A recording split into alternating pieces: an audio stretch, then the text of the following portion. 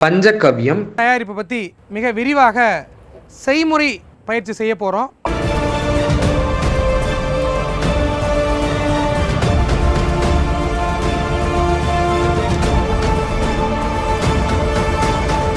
இதில் முதல்ல இதுக்கு தேவை நாட்டு மாட்டு பசுஞ்சாணம், பசு நெய், நாட்டு சக்கரை, தயிர், பசும்பால், இளநீர், பப்பாளி பழம், வாழைப்பழம், தேவையான அளவுக்கு தண்ணீர். இதில் முதல் நாள் என்ன செய்ய போகிறோன்னா, நம்முடைய பசுஞ்சாணம் அது கூட 1 கிலோ நெய்யை கலந்து நம்ம நல்லா பிசைய போகிறோம். இதில் தண்ணி படக்கூடாது, முழுமையாக எல்லா பக்கமும் படுற மாதிரி அதை அப்படியே ஊற்றிடுங்க. ஈரம் படக்கூடாது. பசு நெய்யும் சாணமும் தான் நல்லா போட்டு பிசையணும். நல்லா முழுமையாக எல்லா பகுதியிலும் இந்த நெய்யும் சாணமும் ஒன்றா பிசையணும். ஒரு சில விவசாயிகள் நெய்க்கு பதிலாக வேறு ஏதாவது எண்ணெயை பயன்படுத்திக்கலான்னு சொல்லுவாங்க. கண்டிப்பாக அதுபோல் பயன்படுத்தக்கூடாது. இதில் நம்ம முழுமையாக பசு நெய்யும் சாணமும் 7 கிலோ சாணம் 1 கிலோ நெய் இதை நல்லா முழுமையாக இருக்க மாதிரி பிசைஞ்சிடணும்.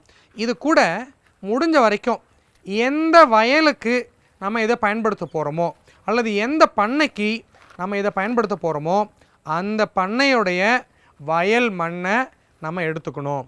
எவ்வளோ எடுத்துக்கணும் அப்படின்னா, ஒரு கைப்பிடி அல்லது ஒரு கோலையில் எவ்வளோ தேவையான மண்ணோ அதை எடுத்துக்கணும். இப்போ சாணத்தையும் நெய்யையும் நல்லா பிசைஞ்சிட்டோம். இப்போ இது கூட நம்ம வயல் மண்ணை எடுத்து போட்டு அதையும் நல்லா பரவலாக போட்டு அதையும் பிசைஞ்சு விட போகிறோம். என்ன காரணத்துக்காக இந்த வயல் மண்ணை போடணும்? எப்பொழுதும் நமக்கு நன்மை செய்யக்கூடிய அத்தனை நுண்ணுயிர்களும் இந்த நம்முடைய வயல் மண்ணிலிருந்து வர்றது தான். இப்போ முதல் நாள் பசுஞ்சாணம், நெய், வயல் மண் இதெல்லாம் பிசைஞ்சு வச்சிடுறோம். இந்த பிசைஞ்சதை நம்ம என்ன பண்ணுறோன்னா, நம்ம இந்த கொள்கலனுக்கு இதை மாற்றிடணும்.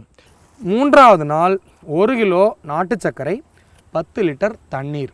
இந்த நாட்டு சர்க்கரை எதற்காக அப்படின்னா, இந்த நாட்டு சர்க்கரை பசுஞ்சாணத்தில் இருக்கக்கூடிய நுண்ணுயிர்கள் வளர்வதற்காக 1 கிலோ நாட்டு சர்க்கரை. குறிப்பாக எல்லோரும் கவனத்தில் கொள்ள வேண்டிய விஷயம், இந்த நாட்டு சர்க்கரை ரசாயனம் கலவாத நாட்டு சர்க்கரையாக இருக்க வேண்டும். இப்போ நாட்டு சர்க்கரை கலந்துட்டோம். பாசன நீரை இது கூட ஊற்றினா போதும். 10 லிட்டர் பாசன நீரை நன்றாக ஊற்றி இது போல் கலந்து விட வேண்டும். தண்ணி ஊற்றிய முதல் நாளிலிருந்து காலையும் மாலையும் நன்றாக கரைத்து விட வேண்டும், கலக்கி விட வேண்டும். முதல் நாள் பசுஞ்சாணம் நெய் கலந்து 2 நாள்கள் பிசைந்து வச்சுருந்தோம். 3வது நாள் தான் நாட்டு சர்க்கரையும் தண்ணீரும் பயன்படுத்தியிருக்கோம். 1 கிலோ நாட்டு சர்க்கரை, 10 லிட்டர் தண்ணீர்.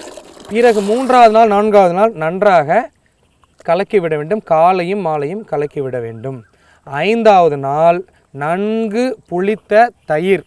இந்த தயிர் 5 நாட்கள் புளித்த தயிராக இருக்கலாம். ஆக 2 லிட்டர் தயிரை நாம் இந்த கலவைக்கு பயன்படுத்துகிறோம். பசு மாட்டுடைய பாலிலிருந்து தயாரிக்கப்பட்ட தயிர் தான் இதற்கு அவசியம். அதற்கு அடுத்து 2 லிட்டர் பால். இந்த 2 லிட்டர் பால் கறந்து நன்றாக காய்ச்சி ஆற வைத்த பாலாக இருக்க வேண்டும். என்ன காரணம்னா, நீங்கள் கறக்கும் பொழுது வைத்திருக்கும் பொழுது அதில் வெளியில் இருக்கக்கூடிய மற்ற நுண்ணுயிர்கள் அதோடு கலந்து பால் கெட்டு போயிட வாய்ப்பு இருக்குது. கறந்து 5 நிமிடம் ஆன பால் ஆழகால விஷம் என்று தமிழ் முன்னோர்கள் சொல்லி வச்சுருக்காங்க. அதனால் கறந்து காய்ச்சி ஆற வைத்த பால் 2 லிட்டர். ஆக 5வது நாள் நம்ம தயிரையும் பாலையும் கலந்துருக்கோம். திரும்ப 7வது நாள் 3 லிட்டர் இளநீர் ஊற்ற வேண்டும். இந்த இளநீர் எதுக்காக கொடுக்குறோம் அப்படின்னா, இளநீரில் சுக்ரோஸும் குளுக்கோஸும் அதிகமாக இருக்கிறது. குறிப்பாக குளுக்கோஸ் அதிகமாக இருக்கிறது. அதனால் பசுமாட்டு சாணத்தில் இருக்கக்கூடிய நுண்ணுயிர்கள் நம்ம கொடுக்கக்கூடிய இந்த நாட்டு சர்க்கரை, அதே போல் பால், தயிர் இருக்கக்கூடிய சத்துக்கள் நாம் எடுத்துக்கொண்டு நன்றாக வளர்வதற்கு வாய்ப்பு இருக்கிறது. இளநீர் எவ்வளவுன்னா 3 லிட்டர் இளநீர். 3 லிட்டர் இளநீர் ஊற்றுறோம். 7வது நாள் இளநீர் ஊற்றியும் தினமும் காலையும் மாலையும் நன்றாக கலக்கிவிட வேண்டும். அடுத்து 9வது நாள் 3 கிலோ வாழைப்பழம், 3 கிலோ பப்பாளி. நன்கு கனிந்த வாழைப்பழமாக இருந்தால் சிறந்தது. அதே போல் வாழைப்பழத்தை தோலோடு போடலாமா அல்லது வாழைப்பழத்தை உரிச்சு போடலாமாங்கிற ஒரு சந்தேகம் வரும். நன்கு கனிந்த பழமாக இருந்தால் தோலோடவே போடலாம். போடும் பொழுது ஒரே ஒரு வேளை இதுபோல் நன்றாக பிசைந்து விட்டு போடணும். 3 கிலோ வாழைப்பழம், நன்கு கனிந்த வாழைப்பழத்தை நீங்கள் போட்டு பின்னணும். இந்த 3 கிலோ வாழைப்பழத்தோட பப்பாளி 3 கிலோ.